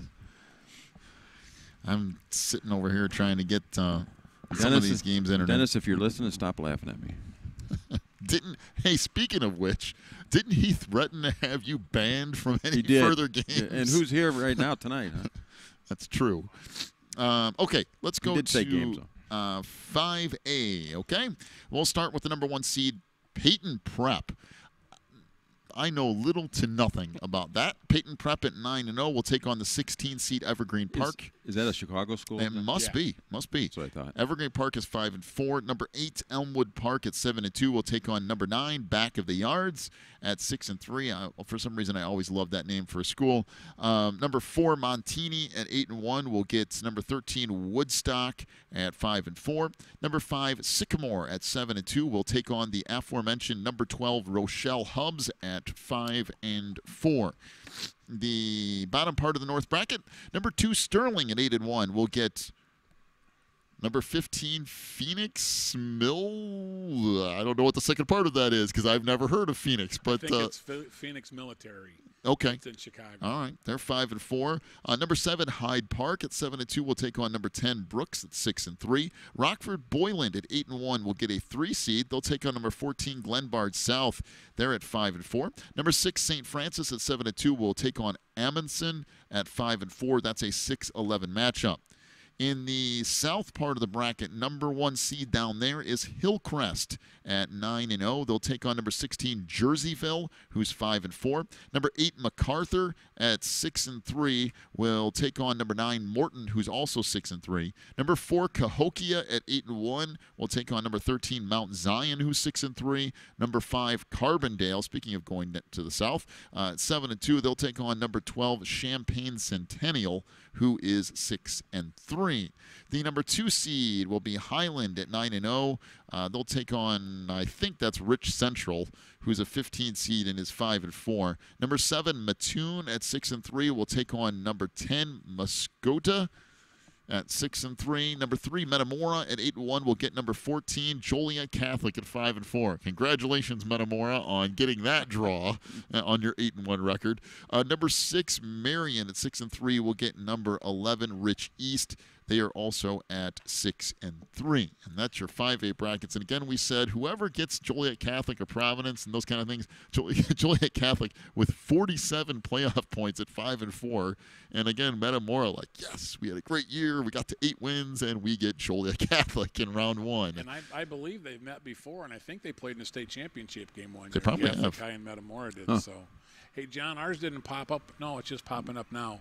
I was a little surprised to see Montaigne be into 5A this year. I thought that's what you had said, so that made it a little bit tougher in 5A, that's for sure. Yeah, there's some interesting. We'll get the full brackets here in just a minute. I'll let you guys kind of look through that and pick out a few things. I'm going to try to get a couple more things up on the page here while I've got them sitting in front of me. Yeah, seeing Montaigne up there. And like I said, at 7 or 8-1, they get to host there. And then I'm looking to who else is pretty good. Highland's always a good team down in the south, but they're in the same bracket with Joliet Catholic, so I think that could end up being a pretty good game a couple rounds in. Yeah, some of them are not surprising. I mean, there's a lot of familiar names. Yeah. A lot of familiar names in here. Yeah, that's another one of those. 2A, 3A, 4A, some of 5A, you get a lot of those. And then once you get to like 7 and 8A, you get some of the bigger schools that kind of everybody knows from playoffs in the past. How many high schools does Rockford have anyway? A lot. They have quite a few. Man. And they're all named Rockford something. Yes. And there's not a lot of... A lot of privates, I know, yes. up there. But if you're at home and you're wondering why there's a little bit of a lull in the action here, it's just because I'm trying to make sure the stream here has the right games up there as far as local teams go. I want to make sure we stay on top of that. You posting those, John? I'm putting them on the YouTube stream, so when you come there and look at it, you can just see it when you gotcha. Hit the stream there. Yeah, Terry just handed the map on this one, and that's even worse than the last one in 5A. It's like the top 8th of the state and the bottom 7/8 for the rest of the 5A bracket. It's a lot. There's some really long trips on this one. Holy cow, you're not joking. Rich East plays Marion. Oh, my goodness. That looks like that's probably a 4 or 5 hour drive for them, so that should be fun. That's a little ridiculous. Yeah. Seems to happen every year, though, with that. They always have to make some teams take some long drives because of all the locations of all the schools. Yeah.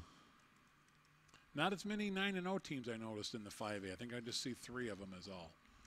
Which is in some of the other brackets there was 6 or 7 of them, so not quite as many undefeated teams. I don't know if that's because they're playing tougher competition or playing the bigger schools. I'm not sure of that. But all right, so we are into 5A. It all starts to run together for me after a while. again, just kind of hitting some of the, more local teams that we know anyway.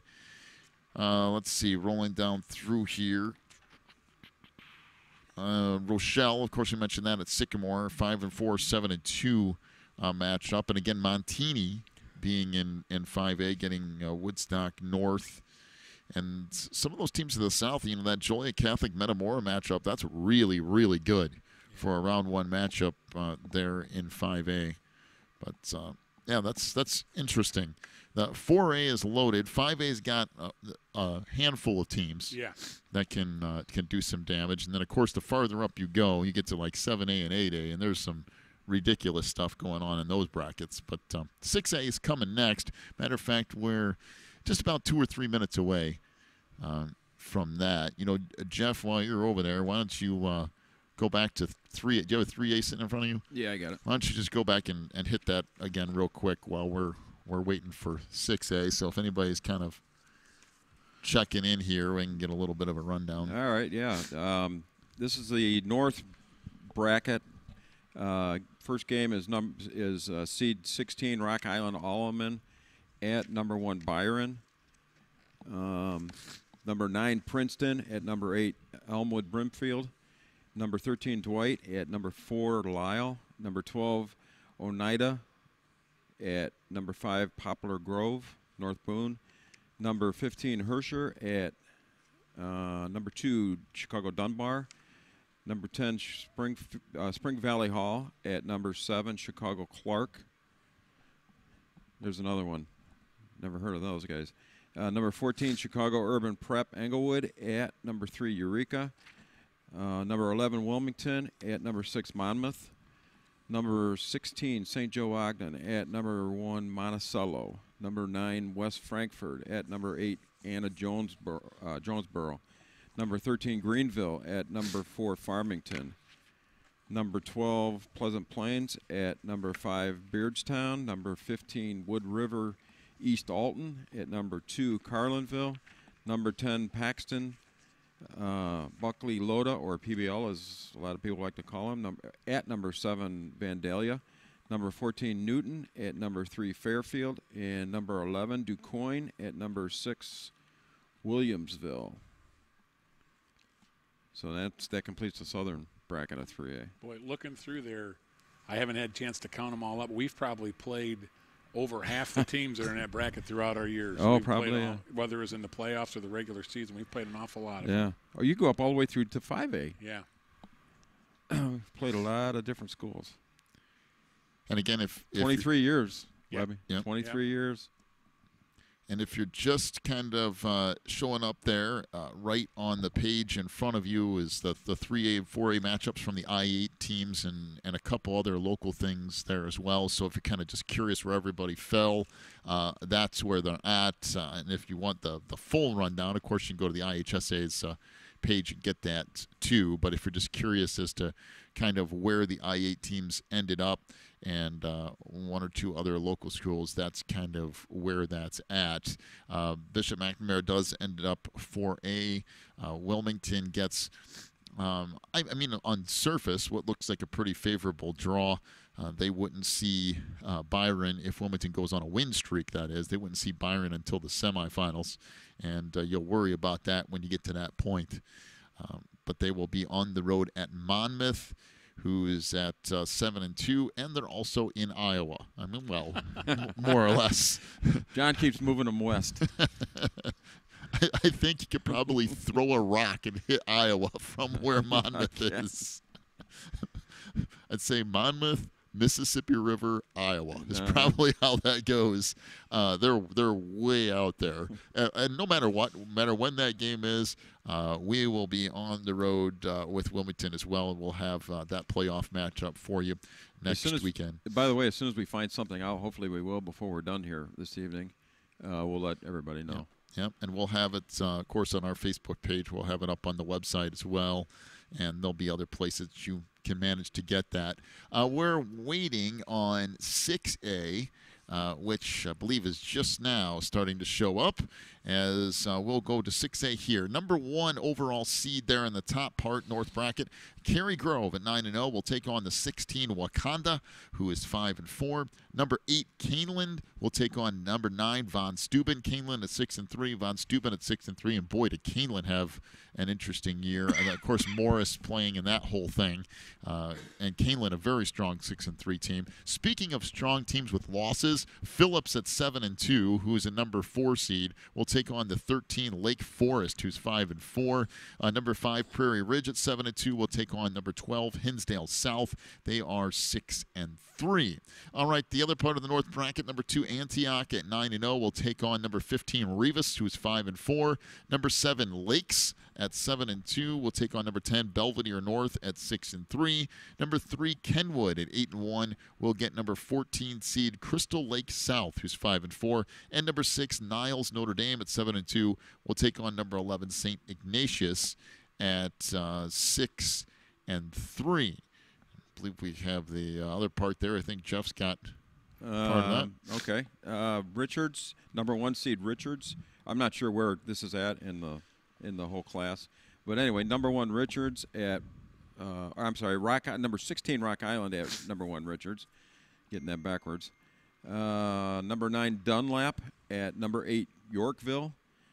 Number 13 Peoria Notre Dame at number 4 Bloomington Normal West.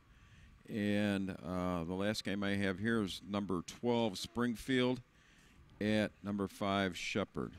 And I've got the rest of the South, and as we talked about earlier, a team has a great year and they get rewarded. Washington, who's 9-0, they get Providence at 5-4 on the first round. So that's another how do you do from the IHS. Hey, and I'm going to tell you what, man, that could be a showdown because that's Washington. a really heck good. of a first-round game, I'm telling team. you what. Yeah, no kidding. The rest of that is you got Wow, this is a loaded bracket. Springfield Sacred Heart Griffin is playing against Quincy.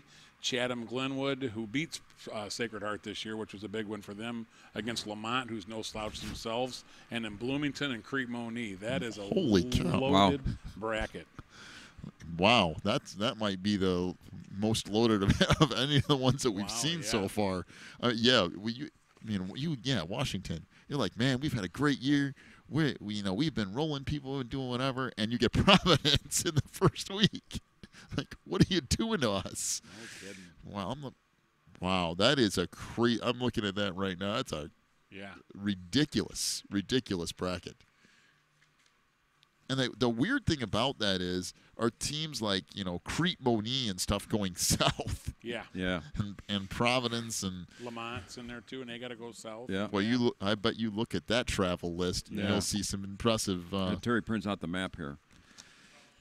And the top part of that bracket too, which kind of interesting, Chicago Phillips, who you talked about, 7-2. They got beat by Chicago Simeon, who's either a 9A or a 7A or an 8A team, and they got beat by like the best team in Ohio.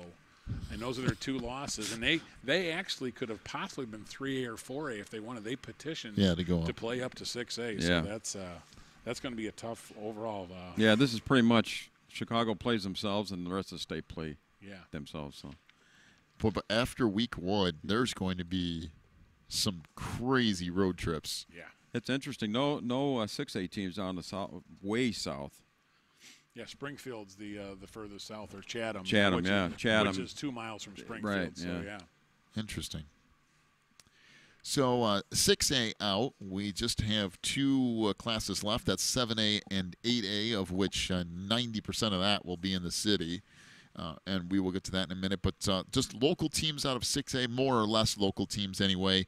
Providence goes to number 2 Washington. Providence at 5-4. Washington at 9-0. Let's see. Look through here to see if there's anybody else. Yorkville in there. Number 9 seed Dunlap at 7-2 will be at Yorkville High School, who's also 7-2. To take on the Foxes. To interrupt you real quick, John, I think we got power back out yes. here. All right. Power's back on. In time. We're not switching over yet, though. Just in time for the playoff show to be over. The power's back. So let's see. Take a look. Oh, in Caneland, the other team in Morris Conference. Caneland is a 8 seed. they'll play the number 9 Von Steuben. Those are both 6-3, and that will be at Caneland. And again, boy, if you're in that bracket with Phillips, that's just, again, you get a 9-0 team who's matching up with them in the second or third round, and that's a really tough draw. If you're just joining us, 3A there, you can see on the screen, Wilmington got a number 11 seed. They will be at Monmouth. That's 6-3, 7-2. Dwight, who gets in at 6-3, they get a 13 seed, and what do they get rewarded with? But a road trip to Lisle, who's 8-1, and that's going to be a very, very uphill battle for Dwight. Herscher at 5-4 got a 15 seed, and they're at number 2 Dunbar, who's 8-1. Coal City is at home. They're getting a 2 seed. They'll take on Wheaton Academy in 4A. Plano, which could be another kind of tough out, at 5-4. They'll be at 8-1. Richmond Burton, that's a 14-3 matchup. And then Bishop Mack also ends up in 4A, and they'll take on Olney. That's a 14-3 matchup there. While we had a chance there, I kind of looked up that Monmouth school that we have to play, and they're in the Three Rivers, Mississippi Conference, and it's mostly a 2A, 3A conference. So in a lot of the teams we've played in that conference, it's Rockridge, Fulton, Bureau Valley, Princeton, Spring Valley Hall. So we're familiar with a lot of those teams. So I think, like I said, I think it's a pretty favorable matchup for us. Well, you want to talk about, you got to go on some road trips to play some conference games. Holy cow, man. You're going from Hall to that for a conference game. Well, I mean, that's kind of like what Dwight's doing. Yeah. A lot of their games are crazy far away. I think you're going to be seeing more of that, John. Yep, I think you are. Next couple of years. We're up to Class 7A, and we are about a minute or two away from that being posted. 7A and 8A are all that's left. We will do our best if we find out a time or a day or any of those things to get that to you as soon as possible. If it's not by the end of this show, we will have it for you soon, and it will be on the Facebook page. The Cat Backers will have it up there. I'm sure we'll have it on ours. It'll eventually be on our webpage and stuff as well, so you can get that any number of places. And by the way, if you haven't liked our page or the Cat Backer page, make sure to do that, because there's a lot of stuff there that you can kind of get during the week. The Cat Backer page especially, that's pretty cool. There's a lot of good things that go on there. So be sure to like those and kind of keep up to date on some things that happen to be going on. Just, yes. Oh. So from going back to the Wilmington matchup, it looks like Monmouth played 3 playoff teams throughout the year, which I think is the same that we played, or we might have played 4. Yeah, because let's see, Coal City, Lisle, Herscher, and Plano. So we played 4. So we probably had a little strong, and like I said, playing a 3A, 4A conference versus a 2A, 3A, I think we have a little bit of strength of schedule. But as I'm sure Coach Reentz would say, that's who we got to play, and we've got to play well regardless of what it says on this piece of paper here. So they did lose week 8, 21-0 to Princeton, which might be just an anomaly. Yeah, and there's some things, and you could bet that they're doing the same thing tonight. Sure. They're looking at Wilmington's schedule and being like, oh, they lost to this team and this team and this team. And then when you look at the back half, though, that's another story. Yeah, it was a tale of two seasons, really. Yep. I mean, this year for Wilmo. Well, and even, the injuries lately with Trey Shaw being out and Cam Holman on the defensive line. And, boy, Hafner stepped up there, and you had Imhoff and some other guys kind of rotating through that other spot for Wilmington on their defensive line. And, boy, there's just been some guys that have stepped up and really played good football through some of these injuries. And I think Wilmington is pretty well set up for week 1 because from the sounds of things, they're going to get back a lot of those guys for this first round. So the way they're playing and kind of how that thing's moving right now, it's pretty good. The only real weakness that's been there the last couple of weeks has been the pass defense at times has been a little shaky, and special teams has been weird, but that's only because you've had to throw in a freshman kicker and said, "Here, congratulations, you're now kicking at the varsity level." Yeah, hopefully he's settling into it. And like I said, if Trey comes back, we'll see if he can kick or not, or if they want to just keep him to play, offense or not. So we are getting to where are we at? 7A. 7A. Okay, we'll get 7A and 8A, and they're just kind of consistently getting a little bit late. They were running way ahead of the game for a while, and now they probably needed to run some more ads or something on the TV side, so they're trying to make up for stuff. Well, I noticed today going through. I'm sorry, Kevin. Go ahead. No, go ahead. I noticed today going through the schools earlier that all the Lincoln Way schools made it in. Did they? Oh yeah. That's good. It looks like 3 of them are going to be in. Well, there's 3 now. So 2 of them will be in 7A, and it looks like 1 will be in 8A. So it's our area, as always, is very well representative in the playoffs. I mean, there's 20 schools probably within a 20-mile radius. It seems like every year that makes it, and usually participate very well. So. We talked about a lot of times about Lincoln Way West. That school is not very far away from Wilmington. I mean, that's like a 20-minute drive, and you're at Lincoln Way West, and they've really quickly put together a good football program. That school is not really that old. And some of those Lincoln Way schools are relative. Of course, they had to move some things around and do some stuff there. But boy, there's some good. Lincoln Way Central used to be the powerhouse there for a long time, and then that shifted a little bit. And kind of the same thing with Plainfield. I remember back in the days where Plainfield High School, there was one. Yep. That was it. There weren't any more. Wilmington and Plainfield at one time were actually about the same size high school. We played them every year, and now they got, I want to say they have 8,500 or 9,000 kids total. It's just crazy compared to what it used to be. All right, let's go to 7A. We are finally there. Hey, Simeon, the team that you had talked about earlier, 9-0. They are a 1 seed in the top part of the bracket in 7A. They go 132 in 7A. There'll be some traveling here. So good luck to Rockford East, the number 32 seed at 5-4. They get to 9-0 Simeon in round 1. Number 16 Harlem at 7-2 will get Lincoln Way West. There you go. At 7-2, that's a 16-17 matchup. That's a tough out for Harlem too. Nazareth at 8-1 in an 8 seed will get number 25 Andrew, who's 6-3. Number 9 Hershey at 8-1 will get number 24. Again, another Lincoln Way school. Lincoln Way Central at 6-3 gets a 24 seed in 7A. Number 4 Batavia at 9-0 will get number 29 Granite City at 5-4. Number 13 Moline at 8-1 will play Glenbrook North. They're 7-2. That's a 13-20 matchup. Number 5 Willowbrook at 8-1 will take on number 28 Lincoln Park at 5-4. Number 12 Maine West at 8-1 will get number 21 Bennett, who is 6-3. I got South some part? more. Yeah. Okay. Part of it, anyway. Number 31 seed goes to number 2 seed Glenbard East, who's Glenbard East is 9-0. Number 18 seed goes to number 15 seed. Number 18 seed Hoffman Estates goes to number 15 seed East St. Louis. Those guys are both 7-2. Number 26 seed Thornton Fractional South, I think that's TF South, Yep. Goes to number 7 Mount Carmel, which is the Mount Carmel in Chicago, by the way. And Mount Carmel's 8-1. Number 23 seed Lake Zurich goes to number 10 DeKalb, who's 8-1, and Lake Zurich 6-3. And in the final 4 on that one, the bottom part of that bracket, we've got Buffalo Grove at 5-4 is going to Rockton Hononegah, who's 9-0. You have another nice trip here.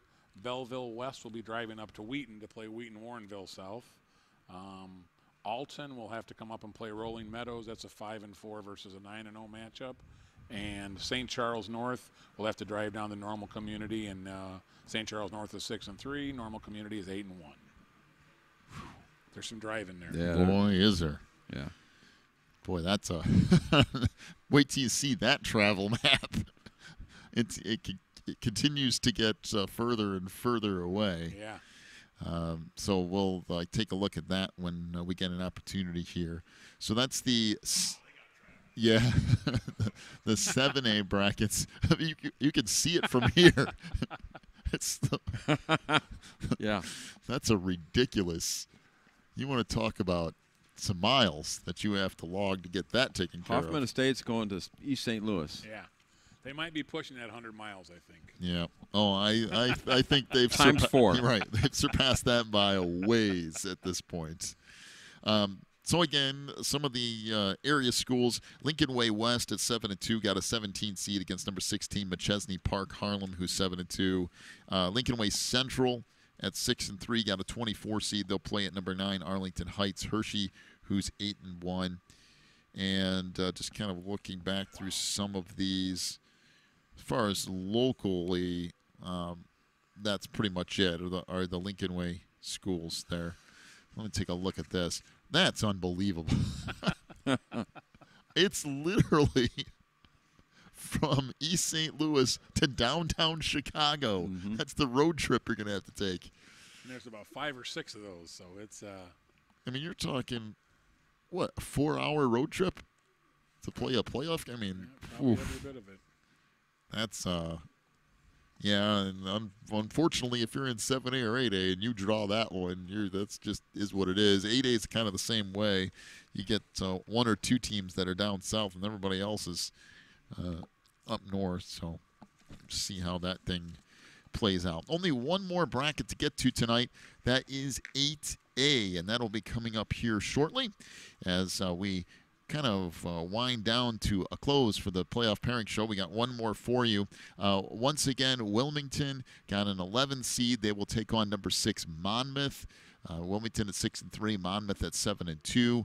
In case you're wondering where that is, that's about 2 hours and 45 minutes from here over on the Iowa border, somewhere south of Davenport. So that's a little bit of a haul, but nothing that hasn't been done before. So Wilmington will be out there this coming weekend, and we will be there as well. Dwight, a former I-8 team at 6-3, got a 13 seed, and they'll be at Lisle, who is the number 4 seed at 8-1. Herscher, another I-8 team at 5-4, will be at number 2 Dunbar, who's 8-1. Coal City got a 2 seed. They were 8-1 again, and Wheaton Academy at 5-4 will be at Coal City, and then Plano, the other I-8 team who happens to be in the playoffs, a 14 seed at 5-4 will take on Richmond Burton, who got a 3 seed, and they are also 8-1. So, kind of an interesting mix there for the I-8. Some of those teams, it's been a weird year. Mantino winning almost nothing this year, and then you get some of these. Other teams, who would have guessed Lisle would have been borderline undefeated and win conference, and it's just been a weird year for the IA. And some of these scores have been bizarre. The Reed Custer scores have absolutely made no sense all year. It's been interesting.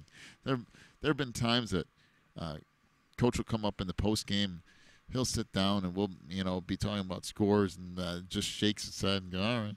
Whatever. I mean, no one has any clue what's going to happen week to week. Nope, you couldn't compare scores at all this year. If you tried to do that, you'd be pulling your hair out because you would have been wrong this year. That's for sure. All right, we got one more bracket here. That's the 8A bracket, which we're kind of waiting for.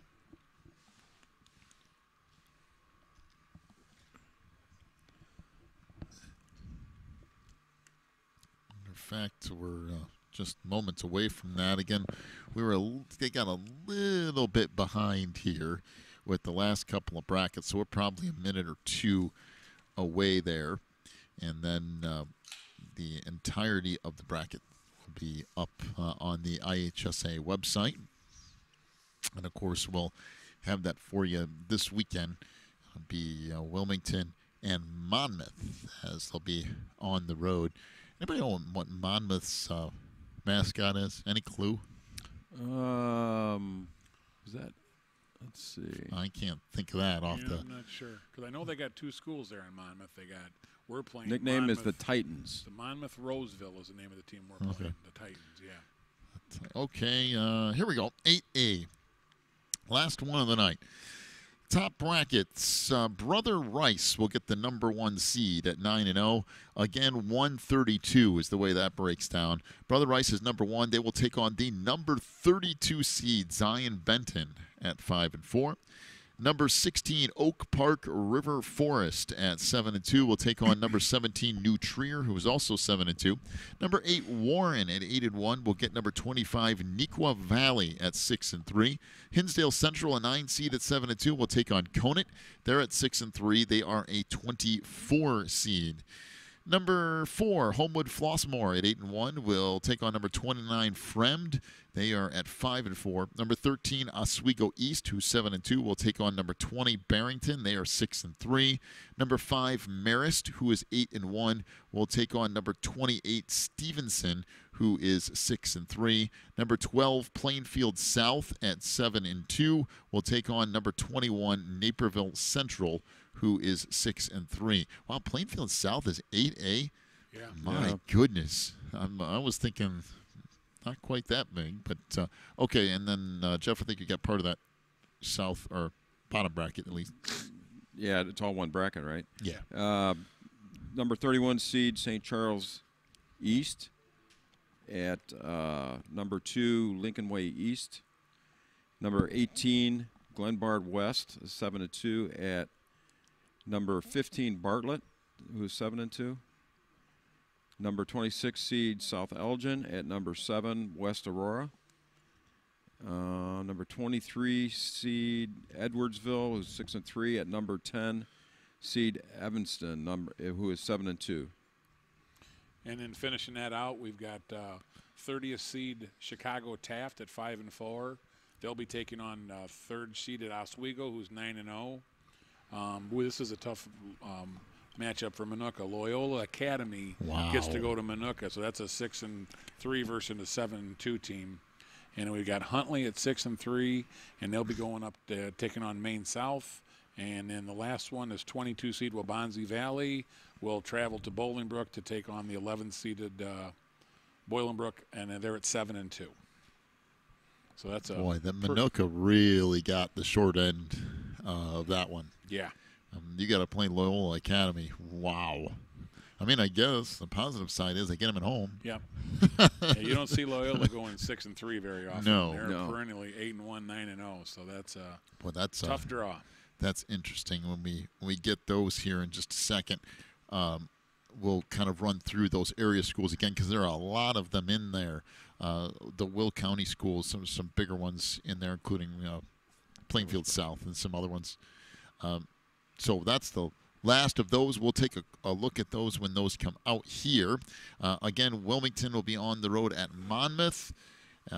Dwight will be at Lyle. That's a really interesting playoff matchup there in the first round. Herscher's at Dunbar. Wheaton Academy is at Coal City. Plano will be at Richmond Burton.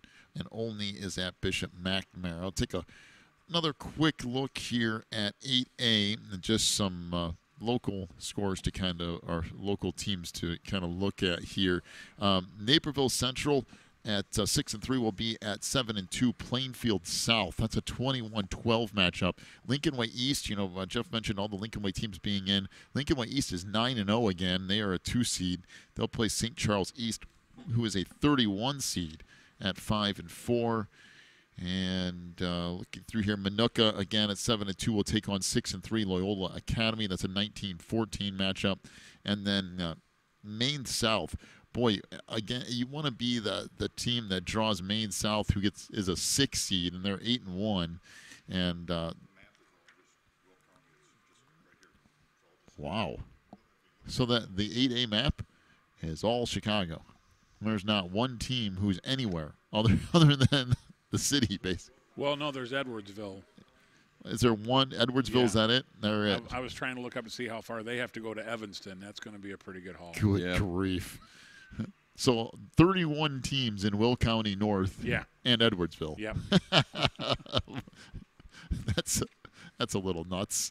And let's see here. Bolingbrook, who has had a decent run for quite a few years at 7-2. They'll take on Waubonsee Valley, who's 6-3. I didn't realize Bolingbrook was that big. Yeah. Yeah, I Bolingbrook. did not realize they had gotten that big. That's a big school. Yeah, so a lot of local teams there. There's a lot of big high schools in our area. Just in 8A alone, Minooka, Bolingbrook, Lincoln Way East, Plainfield South. All of those are relatively close. Minooka, they're all relatively close and big Trying to schools. remember, is that the only Plainfield school? Plainfield South? I think that was the only That one got I in? saw. Yeah, I think It's the only so. one I remember. Plainfield Central has been really down Yeah. for a few years. And North, I don't know what's going on up there. But They've had their share of problems, I guess. So, in any case, that is 1A through 8A. If you'd like to take a look at any of those pairings at all, they are all at the IHSA website. You can go there and take a look at all that. You can get the same breakdown that we're looking at. And by the way, just for fun, you might want to go there and take a look at the travel thing, because there's a couple of those that are hilarious to take a look at. And you can also get all the playoff points and all that kind of stuff if you go to the IHSA website. Again, next week, Wilmington will be at Monmouth for week 1 of the playoffs, and that will be a decent road trip for the Wildcats. It's 2 hours and 45 minutes or so out there, and we will be there for you. So no matter when that game is, we'll have that covered. I would venture to guess that's not going to be a Friday night game. I don't. Probably later Saturday. Yeah, I can't imagine that that's going to be very early. Yeah, no. So we'll kind of see where that falls. Well, the one good thing is that historically Wilmington travels very well. So regardless of how long the drive is, I'm sure we'll be represented very well in Iowa or whatever state. Right. How dare they try to masquerade this as an Illinois school? Boy, that's well, no matter where it is, we got to make the trip. So it'll be at Monmouth. Again, I-8 schools. Dwight is at Lisle. Herscher will be at Dunbar. Wheaton Academy is at Coal City. Plano is at Richmond Burton. And then the other 4A school that's kind of local here, Bishop McNamara, is at home to take on Olney. That is your complete playoff pairings from 1A all the way through 8A. And Monmouth Roseville here. Oh, that's kind of interesting. So looking at their breakdown from the IHSA site, last year Monmouth Roseville was 3-6, and they turned things around, ended up at 7-2, and they are on what I think then would be the bigger end of 3A, right? Their classification enrollment is at 530. Mm-hmm. Yeah. So that's got to be almost the top end of where 3A is, I think. Yeah, pretty close. And again, just kind of going down through where they were this year, they lost to Taylor Ridge Rockridge 28-22. They beat Fulton 33-16, beat Erie Prophetstown 37-0, beat Bureau Valley 36-18, beat Sherrard 56-28, beat Spring Valley Hall 24-20, beat St. Bede out of Peru 46-18, and lost to Princeton 21-0, and beat Kewanee 55-13. And looking at that, 2A, 3A for the most part there. Nobody really bigger than 3A other than maybe Kewanee, who might be borderline.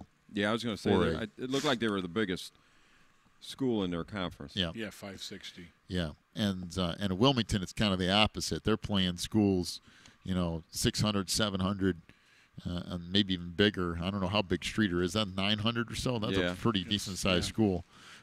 So Wilmington kind of skews the other way. But no matter what, the Wildcats have their hands full. Yeah.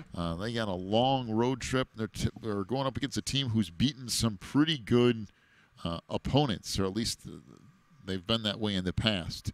And by the way, kind of good to see Spring Valley Hall kind of rebounding a little bit. They went through a rough patch there. Good to see them kind of back in the mix.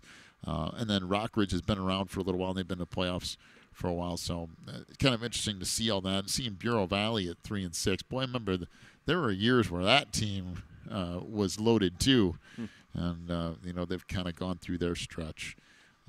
But Monmouth Roseville at 7-2. That will be Wilmington's opponents in Week 1. As soon as we find out something in regards to time, day, all that stuff, we will pass it on to you. And I think, for the most part, that does it for the 2018 playoff pairing show. You know, each and every year we start the season. It goes by insanely fast. And then we end out here, and most of the time we end out here at Terry's. Tonight we did so under emergency power.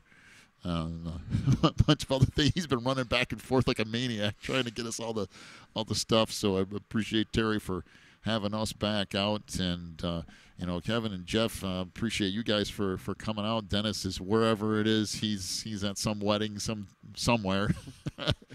So, he's probably saying, "Yeah, I knew what was going to happen." Yeah. Anyway. He's probably taping it. Will be critiqued heavily. Oh, I'm sure. Right. I'm sure about that. Yeah. get an email later with all Yeah. the stuff I'm that we got surprised we wrong. haven't been getting texts already. That's true. Yeah. But thanks to the two of you for kind of hanging out here tonight too. It's always interesting. You never know what's going to happen. Wilmington will hit the road again this year to be at Monmouth. So be sure to check back. The Catbacker Facebook page will have it as soon as they know as far as day and time. We'll have it as well on our Facebook page. It'll be on the website. And those two places, Catbacker page and our page, are the two quickest places to usually get all of that. And, we seem to find out relatively quickly. So make sure to keep an eye on that, like it, and then you can see whenever that pops up. So I think that will wrap things up tonight. We've covered pretty much everything across the state of Illinois. So thanks to Terry and the two of you. Got any parting words of wisdom? Just let's go Wildcats. Go Cats, right? The second season starting. It starts over. We're all 0-0, and let's get this rolling again. I'd like to see the Kohlers do good too. Yeah. You know, good luck to them. Yep. And Lyle, well, like to see them again this year. Yes. It would be nice at our place. Anyway, thanks, John, for Yeah, thanks for doing this, John. We appreciate it. No problem. It's fun every year. So we'll wrap things up. We'll see you next week from Monmouth, whenever that may be. We'll have it covered for you. You've been listening to the 2018 IHL